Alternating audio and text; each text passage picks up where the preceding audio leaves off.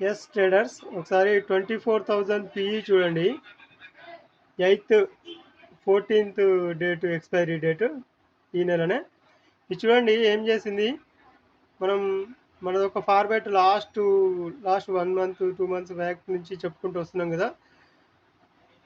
ఓటీఎంలో out of the మనీలో మనం present ఉన్న ప్రైస్ కాకుండా ఇంకా అవుట్ ఆఫ్ ద మనీలో పీఈలో ఉన్నాం. ఓకే, ఇది ఫస్ట్ టైం ఇక్కడ బ్రేక్ అయింది.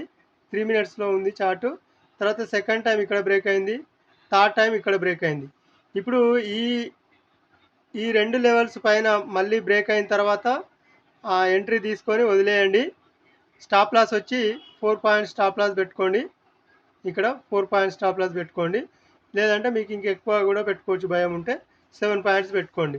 ఫస్ట్ టార్గెట్ వచ్చి 41, సెకండ్ టార్గెట్ వచ్చి ఇక్కడ ఎంత ఉంది, 57. ఒకవేళ మార్కెట్ ఇంకా డౌన్ మూమెంట్ ఫాల్ అయినా గ్యాప్ డౌన్ అయినా దీన్ని వదిలేయచ్చు.